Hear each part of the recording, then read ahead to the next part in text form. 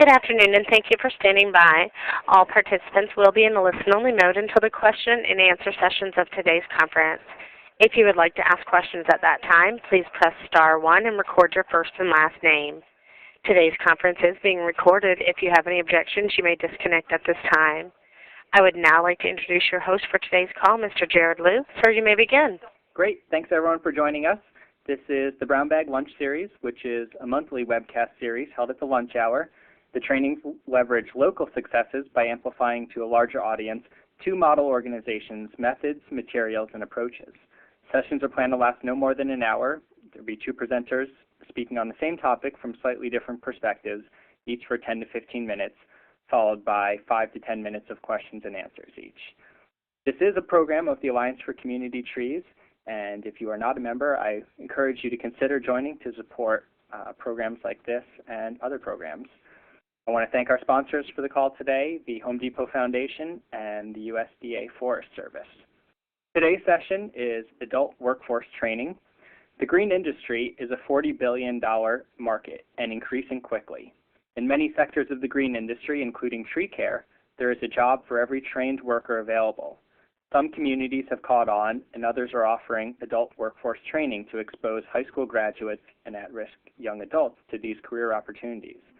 Particularly, the partnership between urban youth and trees diversifies the green industry's workforce and makes green areas more accessible to urban communities. Today's first speaker is Rita Renee Toll-Dubois. Renee returns to Eagle Eye as Executive Director, having worked in 1997 to expand their signature Learn About Forest program. She founded the Boston Urban Stewards, a community-based out-of-school time program for middle and high school students focused on increasing community awareness and involvement in the care of the urban forests while working for UMass Amherst Extension, Massachusetts 4-H. A certified middle school science teacher, Renee has taught several years in the Cambridge, Massachusetts public schools after graduating from Harvard University Graduate School of Education and Hampshire College. Her passion addressing racial justice, positive youth development, and environmental sustainability finds fertile soil in the work of Eagle Eye. Renee, it's all yours. Hello, my name is Rita Renee Toll-Dubois, and I'm the Executive Director of Eagle Eye Institute based in Somerville, Mass. I'm going to talk to you today about our successes over the past 15 years introducing more than 4,500 urban young people to the out-of-doors and to natural resource fields. The youth we work with come from Youthville. They are 16 to 24-year-olds, urban, low income, and primarily of color.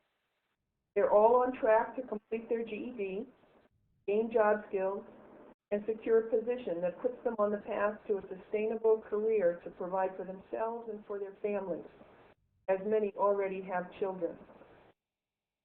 We brought this audience together with the tree care and natural resource professionals, an audience that also has needs, as Jared mentioned, for an expanded workforce. Numbers of people in the field are retiring over the next several years. There's increased need in the urban areas for tree care. More of the population is living in urbanized areas, but increased stress on the trees.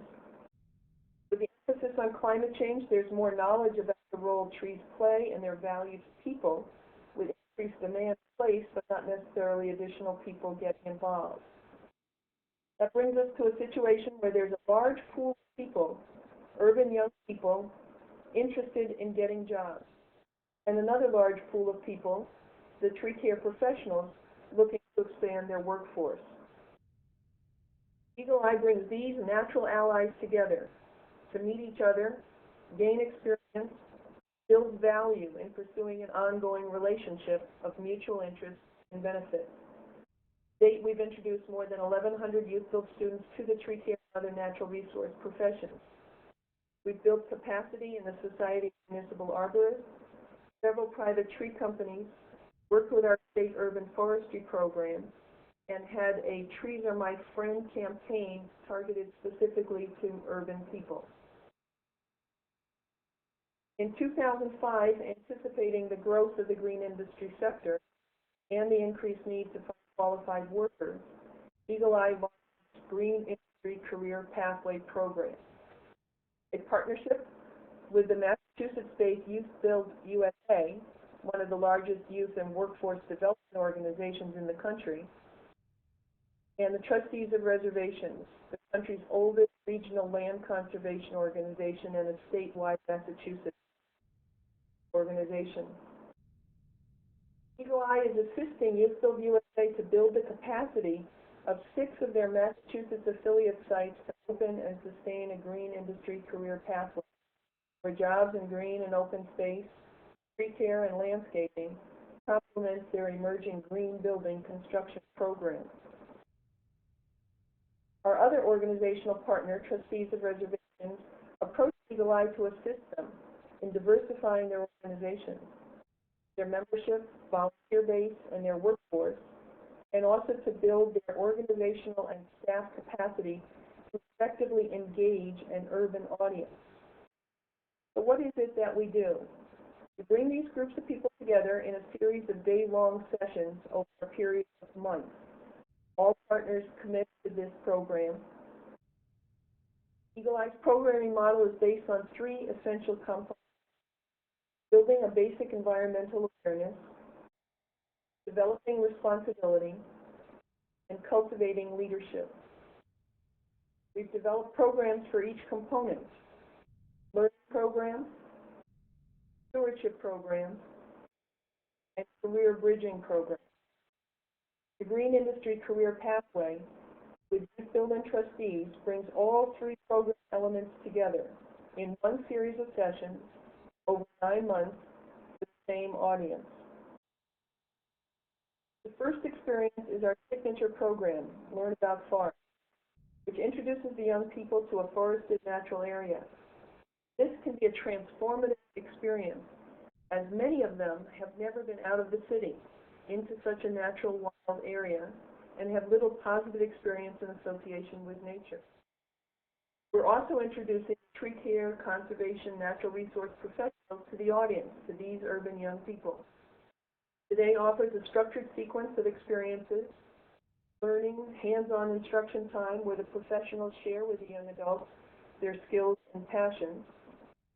There's a stewardship component to introduce the concept of responsibility and the option that anyone has to help care for the land regardless of their skill, age, gender, job. And finally, we include recreation time for the professionals and young people to enjoy each other and nature together.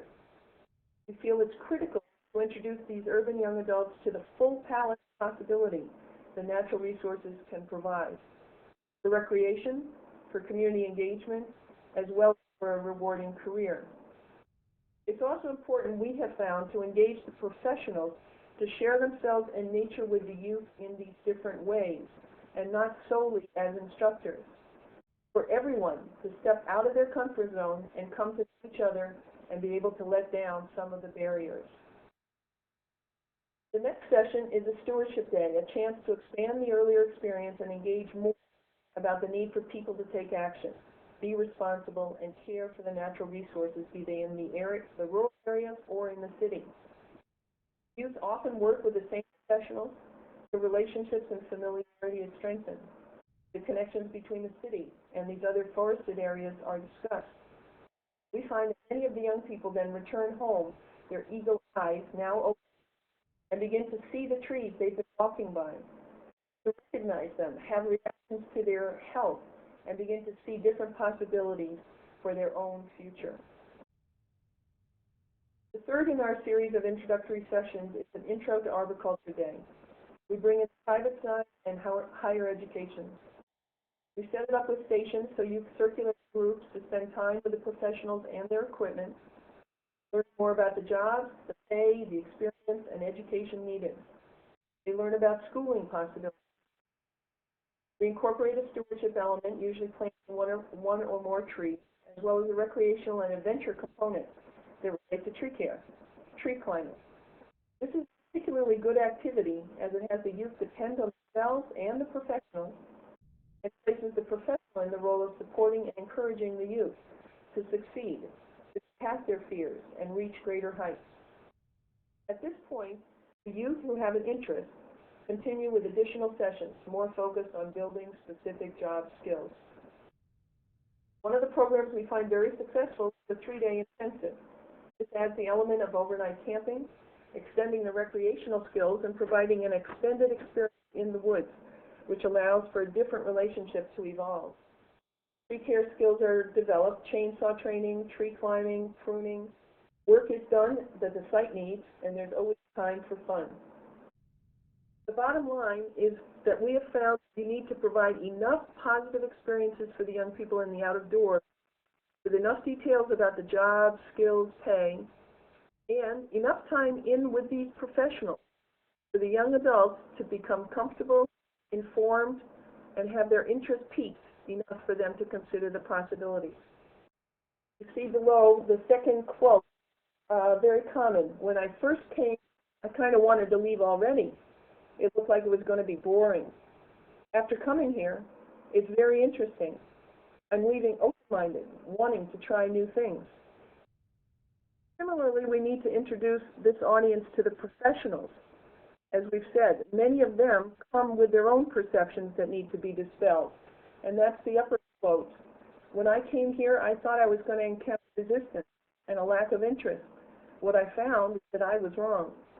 If this group is a good standing of what these programs are doing, whether you stay in arboriculture or pursue another field, there's going to be a high success rate.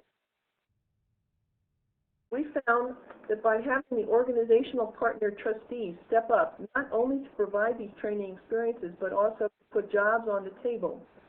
This is an extended interview and training process for them, where they come to know the candidates. They've worked with them, they know their strengths, and a new hiree, therefore, can hit the ground as soon as they are hired. We're building understanding, building relationships, and breaking down barriers while opening a viable career pathway for these urban young people. We're interested in long-term success. To that end, we not only provide capacity-building assistance to the trustees and tree care professionals, we also provide technical assistance to the youth build staff, introducing them to the trade shows, job fairs, requiring that they accompany the youth to the work sites so they become familiar with the skills, the culture, the language, personnel, tools, and that puts them in a position to provide solid guidance and support to assist an interested youth to be successful following this pathway. We meet with success by addressing both sides and by addressing needs on both sides and by facilitating communication and relationship building of these audiences so that they can have productive and mutually beneficial relationships over time, and so that a pathway is truly established for these young people to enter the tree care and natural resource field, understanding their role as environmental leaders with an important role to play. Great. Thank you, Renee. So we are going to open it up now for questions and answers if the operator can open the lines. Thank you. If you would like to ask a question, please press star 1, unmute your phone, and record your first and last name. To remove yourself from the question queue, press star 2. Once again, to ask a question at this time, please press star 1 and record your first and last name. One moment. And there are two ways for people to ask questions. You can either do as the operator said, or there is a question and answer box in, online, and you can type your question there, and I'll come on and read it for you. I want to start off by saying that I saw a video of the Introduction to Arboriculture session that Eagle Eye ran last fall, and it was just so groundbreaking to me. I mean, just the way that they interacted with the kids, the professionalism of not only the kids but also the people who are in arboriculture for careers. It was a really neat interaction, and you really got the sense that I mean, these kids were having a good time. They were getting trained in something real. Their eyes were being opened to something they hadn't necessarily considered. There were some group activities. I think this program is very powerful. On that, I want to start by asking, I don't imagine it's the type of program that if you build it, they come necessarily. And I'm curious to know more about what what you do behind the scenes, as far as marketing or outreach, and to make it such a successful program besides just having the program. Well, Jared, we've been working for 15 years reaching out to groups. We began with our one-day program to learn about forests, and found that when we went to organizations, there was some hesitancy, but they were eager to come out for a day experience. And similarly, when we did the stewardship programs, there was a response. Youthville has come out on these different programs over time, so they've built a relationship. And right now, we're wanting to focus on that national audience. They run programs all over the country, so that what we're doing here in Massachusetts, we can support happening across, the 50 states. People's concern is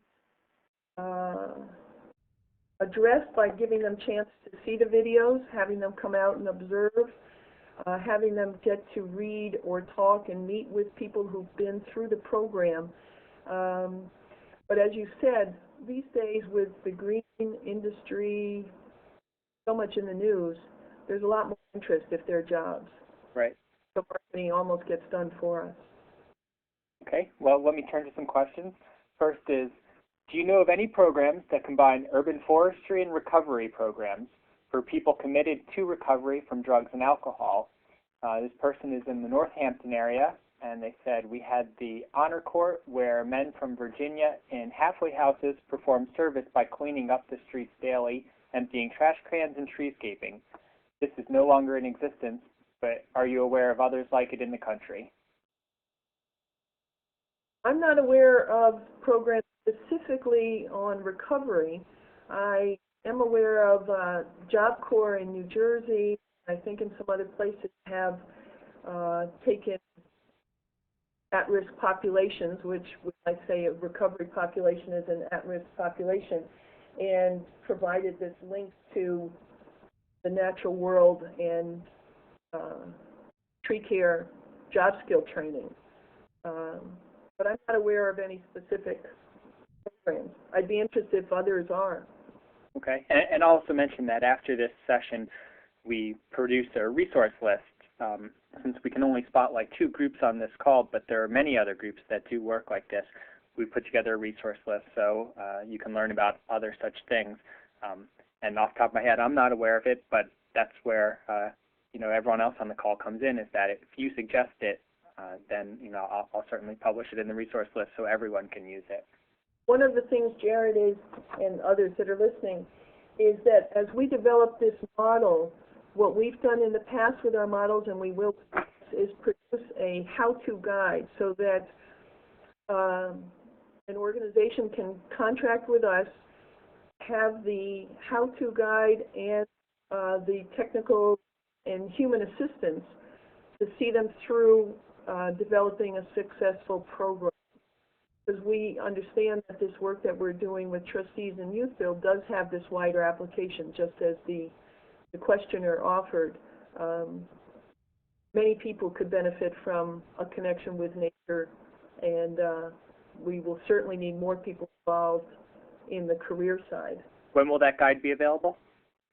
A first draft through would be done by the end of this year, and I would say in another year or 2. Okay, great. Next question is, how much does this cost per participant, and what is the funding source? Since we work organizationally, we do it more as a program, and so a Youthville program site, the cost is in the ballpark of $20,000, and we charge program fees, so they pay a portion of that. Trustees is also paying for the capacity building training that we're providing. We get funding through foundations, individuals, and we've had some government funding. So it's a diversified stream. And how much Well, do you pay the kids anything first?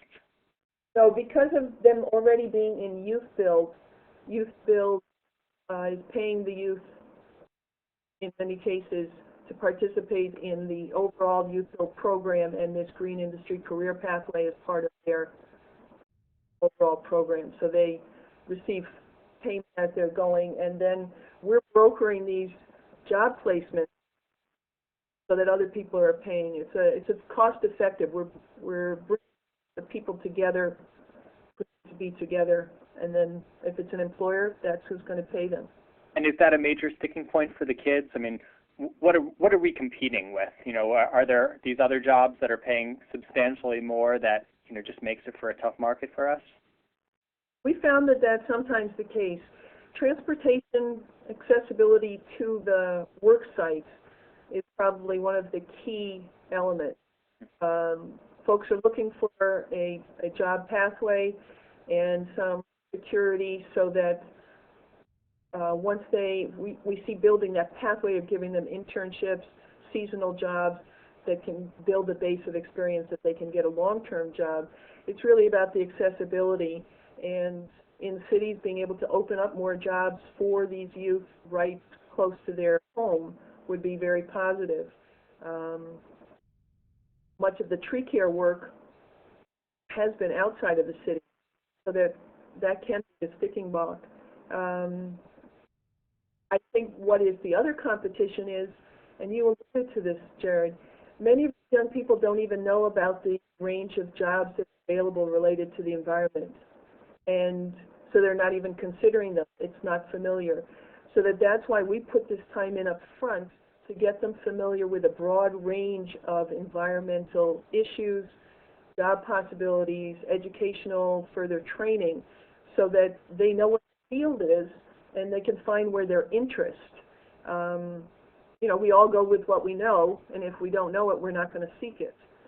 It's also about building networks. That's how many of us get our jobs, is through word of mouth. If they're not in the network, they're not going to hear about these jobs if they don't know where to go on the web. So that it's building that whole interconnected network of information that we're providing to them so that they have a true pathway. Right. Now, I always heard, and I don't know if this is an urban myth, that in the business that we're in, for every trained individual, there is a job available. Do you find that that's true? You know, you find, you know, the kids, as they get the training in, you know, the arboriculture field and, you know, these other overlapping areas, that as long as the employer feels like they're professional and they're well trained, that there's a job there for them. Yes, we've been finding that. I've heard that. We found that to be true. And as I say, probably the major barrier for these young people in seeking the jobs is the transportation issue. If it requires a car, many of them don't have a driver's license, or they don't have a car. Public transportation isn't what we all might want it to be. So that needs to be addressed. There are the jobs, there's the interest, you then have a trained person. We need to work together to make sure that the trained person can get the job. I mean, what that all points to for me then is it's a public policy issue, and we take it, you know, to the Hill federally, is that, you know, if there is the job available and, you know, the hurdles are public transportation, the hurdles are just training adults, you know, in the field. Those are all things that public policy can work on, and that's a very salient ask to your congressman, to your city council person, to your mayor, you know, whatever level of public service. Those are things that, from our experience at least, they're more than willing to address. I appreciate that you said that, and I think I'll just reiterate that basic building block of awareness, experience and awareness of the environment, getting connected to nature themselves, the fact besides the job, anyone can go out to help in their community, to help plant the trees, care for the trees, talk to the Parks Department. So many of our urban young people are not getting those experiences. Their leadership is not being tapped, and money for programming needs to be increased so that young people get connected to the environment broadly. Then they'll have this interest to have jobs down the road. Right. Okay. How did you market the program to get professionals and potential employers involved and to overcome that hurdle of skepticism that you were talking about?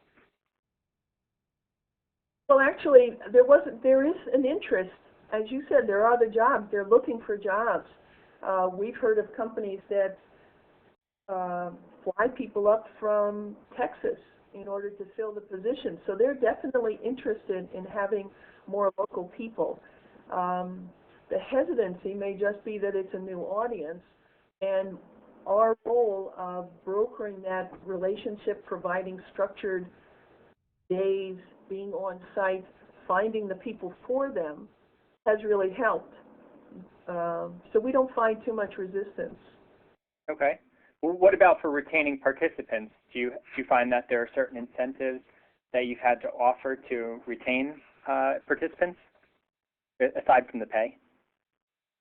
Because they're already in their own program, that issue doesn't come up much. It's really about an interest, and we've seen that we expose a large number in the fall in these first 3 programs, and then the word of mouth from past years, the experiences themselves, we're having increasing numbers, so that out of 30 people, we're having 10 want to continue.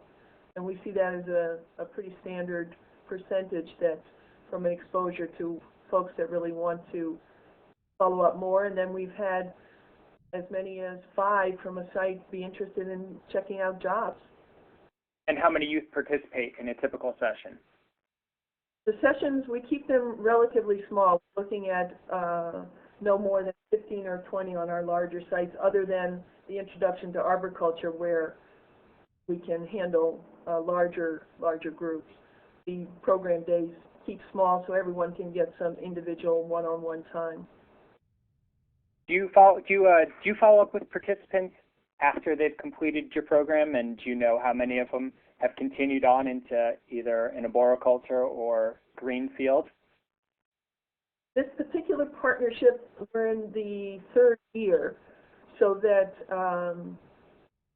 we just today heard of someone who had been through our worked with us, and they've gotten the job at trustees that's full-time position. So their interest has continued. They've sampled different opportunities, and that's true. Anyone who's gotten placed has stayed in it, and we found some people that were not in a position initially. They had interest but didn't take a job, that have come back to us and said, can you help me find a job? And there was one person just this past year that ended up working on weekends with an arborist. So he kept his weekly gig, if you want to call it that, and then worked on the weekends to pursue his real interest around doing the trees. All right. Well, does the operator have any questions? Sure, there are no questions at this time. Okay, great. I had one other question here. What's the size of your staff? We have 2 staff that are focused on this green industry career pathway. Okay. And overall for the organization? 4. Okay. And actually one more. Can you describe the job internship placement assistance you provide? Our program director meets with the superintendents of the trustees, properties and regions, brings them together with the youth build program directors and career counselors to put what jobs are on the table, have the questions, what the orientation is going to be, what skills are necessary. So it brings them together to talk. And then at the placements, well, during the program, we also do some evaluations with the students.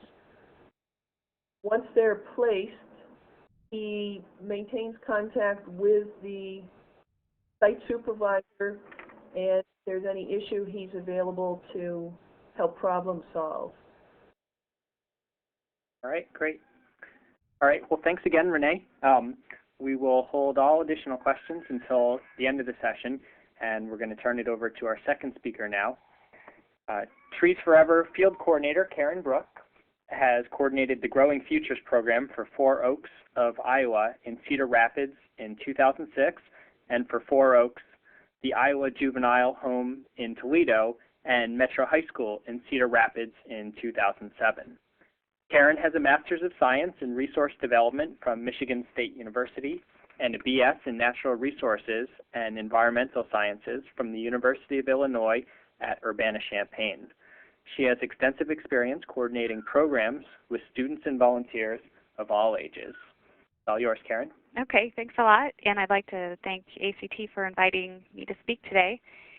And our program is similar in some ways to Renee's program, and I really enjoyed her presentation because there's a lot of things I think we could learn from that. In my presentation today, I'm going to explain just briefly what Trees Forever is, and then I'll tell you about our Growing Futures program as we've done it over the last few years and how we're looking to expand it for the future. Trees Forever is a nonprofit agency. We're located in Marion, Iowa, and we work throughout the state of Iowa, and we have one program in Illinois as well. And our mission is to plant and care for trees and the environment by empowering people, building community, and promoting stewardship. And we work with a number of communities through urban tree planting grant programs. We have technical assistance programs. We also work with native prairie plantings along roadsides, and just a really wide variety of different programs. And our Growing Futures program is our main education program for young people. It's a fairly new program for us. We're almost a 20-year-old organization, and this program's been going since 2005. And in 2005 is when the program was developed by my coworker Pam Helfer, and there was a pilot site that year. And then in 2006, I came on board and we expanded to 2 sites. In 2007, we expanded to 3 sites. And in 2008, we're planning to do 2 or 3 sites. And we're also looking at additional sites throughout the state of Iowa. And we're looking to expand the program in some new ways.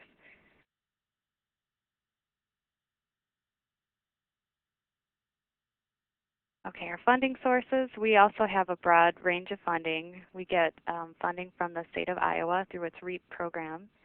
We also get money from our local utility, Alliant Energy's Foundation. We get funding through the Youth Power program, through the Greater Cedar Rapids Community Foundation.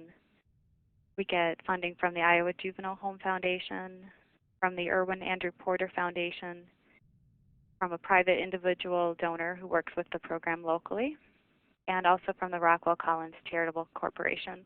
Every year involves lots of grant writing to keep the program going.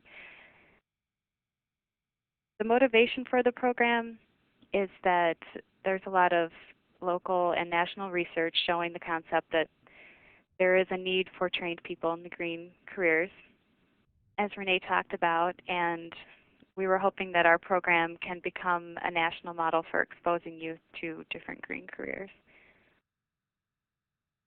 The goals of the program are to help to connect at-risk youth with the natural world and to expose them to higher education, to expose them to environmental careers, to educate them about the natural environment, to provide hands-on service learning activities, and to provide training in environmental leadership. And in all of our different sessions, we have a mix of different activities, and we always have introductions and try to get the youth to know each other and to know the career experts and to know the Trees Forever staff better. We sometimes have quotes, literature, art, or videos relating to the environment. And we always have a guest career speaker who does a presentation, who talks about what their career is, how they got there, what inspired them to do it, what some related careers are in the different levels of education that are needed. And then the young people have a chance to talk with them and ask them questions about their career. We also do an outdoor work project, and that's usually working with the career expert on that. Sometimes it's kind of a related project and the career expert isn't directly involved. and we almost always have food. Young people definitely like food. And to reflect on what the young people have done, we've had art therapy sessions, we've had reflection on the day's events, and the young people also do journaling. And at the end of the program year, we always have a focus group discussion to talk with the young people about what they liked, what they didn't like, what they'd like to see improved, and their general feelings about the program. And we also include peer leadership training. At the start, we tried focusing on return students, but as I describe the program, you'll see that we don't always get return students because of the population we're working with. So we decided to do more general leadership training with all the students involved.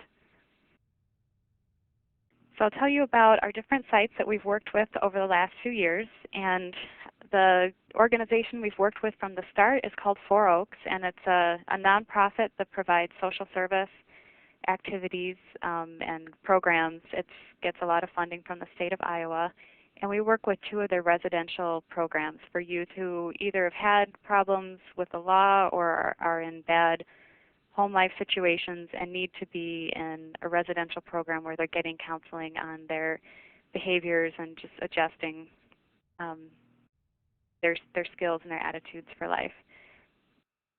The schedule for Four Oaks, we do the program in the summer, and it's completely extracurricular. We have 6 to 8 sessions with a minimum of 36 contact hours. And we have the sessions all around the Cedar Rapids metro area. So each week we go someplace new. And each week includes a career expert and some kind of service learning activity. The sessions are usually 4 hours. And the students have to complete applications to participate. And they're selected by their teachers and counselors. And they have to have reached a certain level of behavior that they're ready to go out in the public and be part of the program. So they really have to earn the right to participate. They don't receive class credit, and so it's completely voluntary, and the students look forward to it because it's a chance for them to get off campus and experience something new. So they're always very motivated. And our second site that we've worked with for the last 2 years is the Iowa Juvenile Home, and it's located in the middle of the state in Toledo, Iowa, and there's some of the girls from there. We chose just to work with the girls to balance out that we were just working with boys at Four Oaks. And this program is done during their summer semester. They have year-round school. We do more or less 2-week units where 1 week we'll focus on the guest expert and another week we'll focus on service learning. The sessions are shorter. They're only an hour and a half to make it fit in with their school schedule, so we can't do it all in one session. The students have to complete applications to participate, and they're selected by the teachers and counselors. They do receive science credit and service learning credit. They put those 2 classes together so they have a longer time to work with us. And our third site that we started working with last year is Metro High School in Cedar Rapids, and it's an alternative high school for students who have had trouble in a more standard school setting. Students can also choose to go there by choice. It's not just the school of last resort, but they have a more flexible schedule. They also have an on-site daycare, and so it's a school that works well for students who can't do the traditional school schedule. And this class we did last year in the fall semester. They don't have normal class on Friday, so this was a special Friday class. They would not normally have to go to school on that day, but they came in special for our class, and it was a 4-hour class, very similar to the Four Oaks schedule. And we had 9 sessions with a minimum of 36 contact hours. We held the sessions around the metro area, just like with Four Oaks. And each session had a career expert, and most sessions had service learning activities. To participate, the students needed to complete an application, and they all received science credit for the courses. We worked with a science teacher and with one of the counselors at the school to help us carry out the program, and it definitely had a science focus. And so now I'll talk about some of the different areas that we talked about with the students. At Trees Forever, we work with a very broad range of careers and areas, and we wanted the students to have a good exposure to a variety of things. One of the things we looked at was prairie management, and in the state of Iowa there's a lot of work with prairie restoration along roadways. So we worked with the Department of Transportation and also with the National Wildlife Area that has restored prairie. So the kids got to experience that.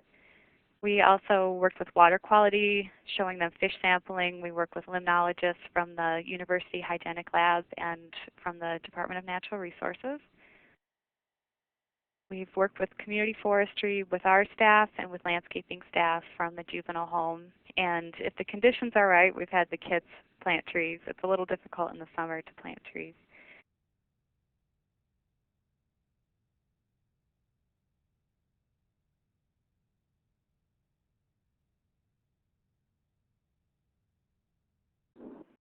We also worked with nursery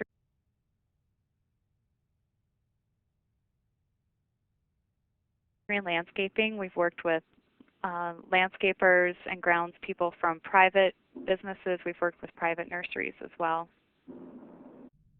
And we've looked at environmental education through our conservation areas.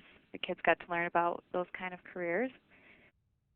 And also wildlife biology and law enforcement. We've worked with the Department of Natural Resources. And we worked with Cedar River Paper, which was a subsidiary of Weyerhaeuser and is now International Paper, I believe, because they have a very large cardboard recycling factory in Cedar Rapids. So we've gone there to tour and learn about careers in recycling. And one of our staff people, Sunshine McDonald, has extensive background in GIS and GPS, so she's worked with our participants into careers involving those technologies. We've also done horticulture at the university and on private sites.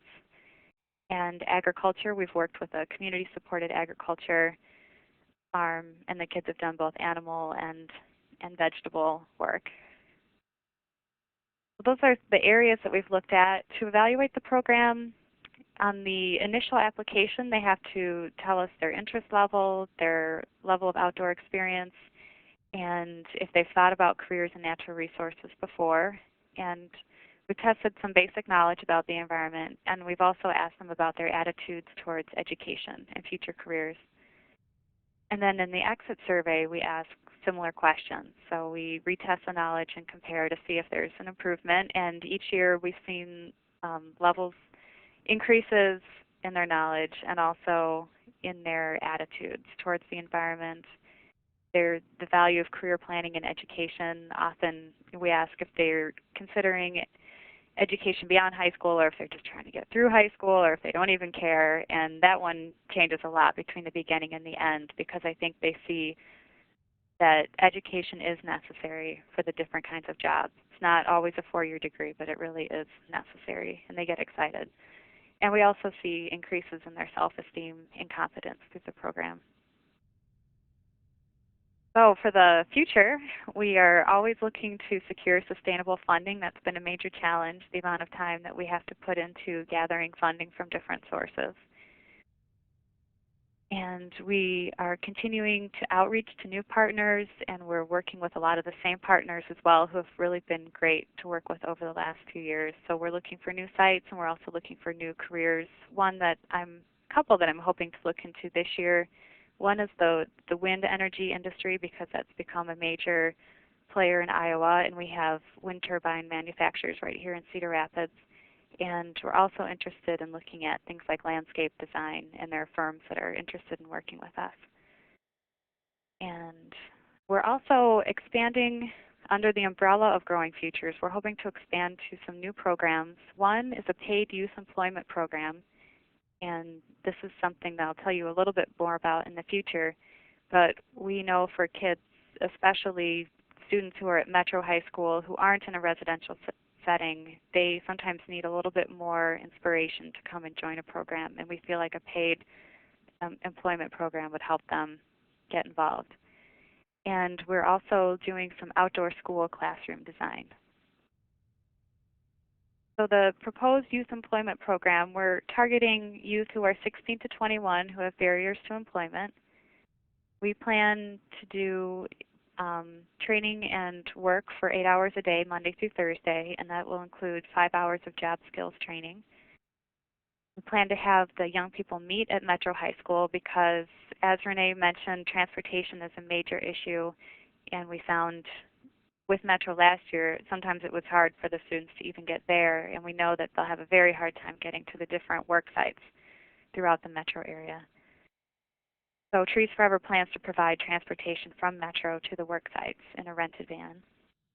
And Trees Forever will have a summer employee who has a lot of experience working with youth who will be supervising the young people.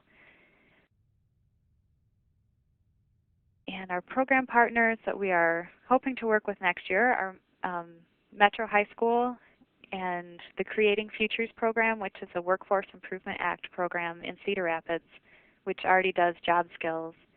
So we're hoping that if their students can get involved, that they'll be able to provide some of that job skill training for us. And some of our job partners, we at Trees Forever are doing a lot of street tree inventory work, and we hope to get them involved with that.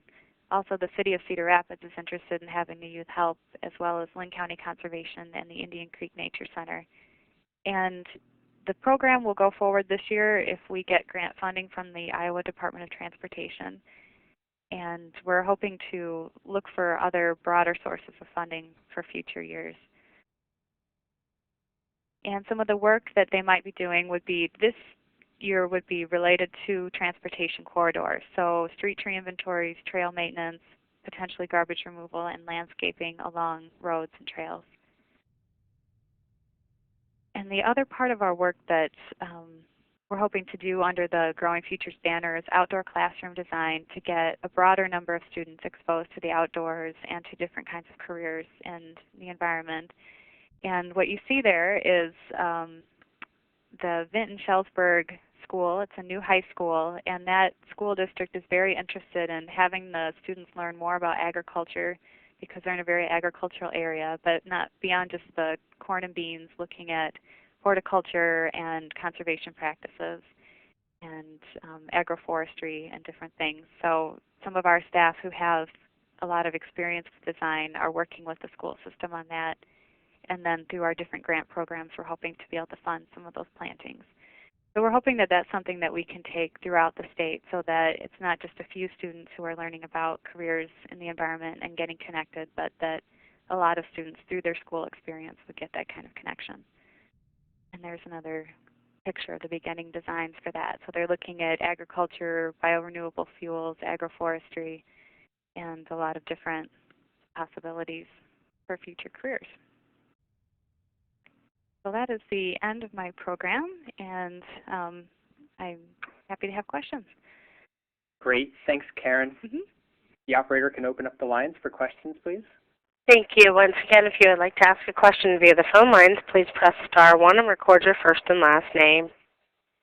Great. And you can also ask online as well.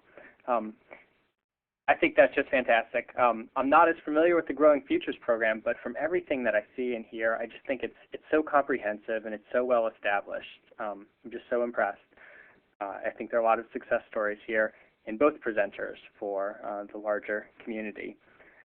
One of the things I want to follow up on is the comprehensiveness of it all. You mentioned so many different career paths that you all touch on, the recycling, the landscaping, the horticulture, the agriculture, and there were so many more than that. How do you fit those all in? Like, how long does the cycle last? Okay. Well, we can't always fit all of them in each time. That's one of the hard things. There's so many different great sites and great careers that it's really hard to choose. We usually have 8 sessions.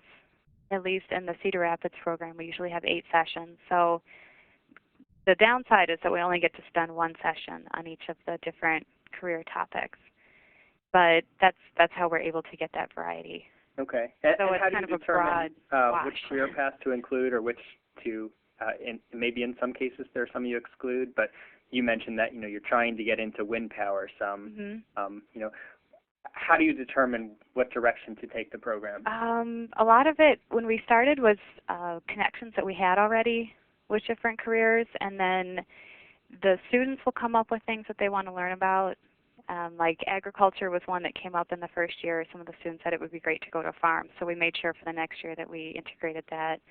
Some of it is looking at the industries that really will have a good chance for employment and that the kids would be interested in. Some of the kids love the outdoor part, and then some of them love machines and they love those kind of things. So it's also trying to get a mix of the real, outdoor in the field kind of jobs and the more, some more technical or factory type jobs or design jobs. So each year it's always moving, and I also want to get more into the tree care as well. That's one area that we haven't done yet that I think we really need to do. And was one of those communities, the Four Oaks or the Iowa Juvenile Home, is one of those somewhat corrections oriented? Actually, both the juvenile home has some students who have been through corrections before, and Four Oaks has some students who have been through corrections as well. Okay. And so a lot of our members have asked, and I just wasn't aware of, I guess, enough success stories of people working with corrections populations or anti-recidivism programs. Are there any tips for success for working with those communities, and how would you encourage another organization to seek out those partnerships? So far, they've been great partnerships for us, and we're working with the kids who are really, almost ready to go back home or go into foster care. So the kids we've worked with have really been great, and the organizations we've worked with they always provide counselors who are with the young people, so we don't have to worry about really, keeping track of anyone. We can focus on delivering, the information and the opportunities for the kids, and we haven't had any problems in that respect. Okay. On funders, what makes this a good fit for someone who might want to fund this who's not an employer? People who are interested in youth have really been a lot of our major funders, and especially there's a lot of agencies out there or funding groups that are looking to work with youth at risk. And so that's one of the reasons why we really focused on youth at risk, was because we know that it is an area that people really care about and are interested in helping young people connect with something that's going to make a difference in their lives. And does the jobs part matter to them as well, or is it more the community development aspect? I think it's some of each. Some of it is just the development of the individual young person, but also, they care that these young people can get connected to further education and can become productive citizens as well. So I think the job part, they do like that. Okay. How do you build your environmental curriculum given the variety and education level as well as education interests, specifically those who are rushing to get out of school? Okay. Well, I think the way we build the curriculum, it really depends on who we're working with that year. And we have kind of a standard for each session. We give the kids some background ahead of time, and then the career speakers really just share with them what they do, why they like it, why it's important, what different careers there are, what different kinds of education opportunities. So they get that kind of background. And then we also try to make sure that there's some kind of hands-on thing so that the participants can really see what it's like to work there, what the work environment is like, and get to feel like they're doing something. So I think that helps to appeal to the different kinds of learners. And then we always encourage the career experts not just to talk about their career, which may be required a master's degree or a bachelor's degree, but to also talk about the different levels of education and different kinds of careers related to it that you could have. So maybe if you're the boss, you have to have a advanced degree, but if you're doing the technical work, you might need to have an associate's, or you might need to do some kind of apprenticeship or on-the-job learning. Okay. So hopefully that appeals to most of the kids. Does the operator have any questions? There are currently no questions in queue, sir. Okay. What do you do to encourage peer leadership? You talked about a little bit how that's a component. Mm-hmm. We've had some specific trainings with. We used the Extension Service and the Iowa Quality Center to do some trainings on cooperation and how to lead by example. So they get some of those ideas from the start about working together as a group and getting things done. And then when they're out in the field actually working on the projects, they get to practice those skills. So working together, making sure that we do what we set out to do. So it's a little bit of formal and then a lot of informal working on the project. Okay. And the last thing I'll ask, it sounded like from what Renee was saying as well, a lot of, these programs being successful is that you have a well-established reputation in the community. So I guess first, do you feel like that's been a key to success? And second, how do you get this off the ground when it is such a new program? I think having a reputation is good, and Trees Forever having been around for almost 20 years, we have a lot of partnerships already with different agencies. So we've worked with the DNR, we know people in different organizations. So that part of it, bringing in career experts, wasn't hard at all. And I think I wasn't around when the first connections were made with the different social service agencies, but I think since we are a well-known organization that these groups felt comfortable starting in a program like this with us. What would you say is the biggest challenge besides money? Oh, besides money, I would say when we're working with these at-risk populations who, especially the not institutionalized, but the ones who are living in those kind of residential settings, is that it's hard to reach a large number of young people because, for instance, with Four Oaks, they have to have one counselor for every 3 or 4 students. So that's one challenge, is that it's harder to really reach a big number of young people. Okay. Well, thank you very much, Karen. Excuse me, sir, we do have one question online. Okay, let's have that one question last then. Thank you. Jacob Kadich, you may ask your question. Thanks. Karen, I have a quick question for you. It sounds like you have a phenomenal program and you're doing a lot with youth, but my question is, how do you balance what seems to be a really broad range of activities that you engage youth in different work programs with the core competencies of your organization, which probably is surrounding urban forestry? So when you talk about doing a little wind power and law enforcement, which seems to be very different from what might be, again, the object of the Trees Forever, which is trees. Do you experience any dissonance there? Actually, Trees Forever, although our name is Trees Forever, we are broader than trees because we are looking more at the overall environment, and our programs are mostly plant focused, which is true. But so that part I don't think is such a dissonance. I think if we were just an urban forestry organization, we would try to focus much more just on the forestry. And I think we want the young people to get a broad overview of the environment and see that it's not just trees or it's not just one thing or another, but there's a lot of different opportunities to get involved in environmental careers. Thanks. Okay. Well, thanks again. So I've put up on the screen now a survey. There are 4 questions. If everyone can go out there and just answer those, it helps us to better develop these.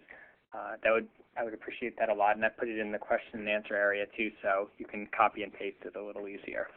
I want to thank Karen and Renee very much for presenting at this. The session will be available afterwards, probably in about a week. It'll be a recorded session will be available, so you can feel free to distribute that widely. Thanks to all the participants on the line, and thanks again to our sponsors, the Home Depot Foundation and the USDA Forest Service. The next webcast is April 17th. Its title is Heading Towards Sustainability, Part 1, Agroforestry. So I hope everyone can join for that as well.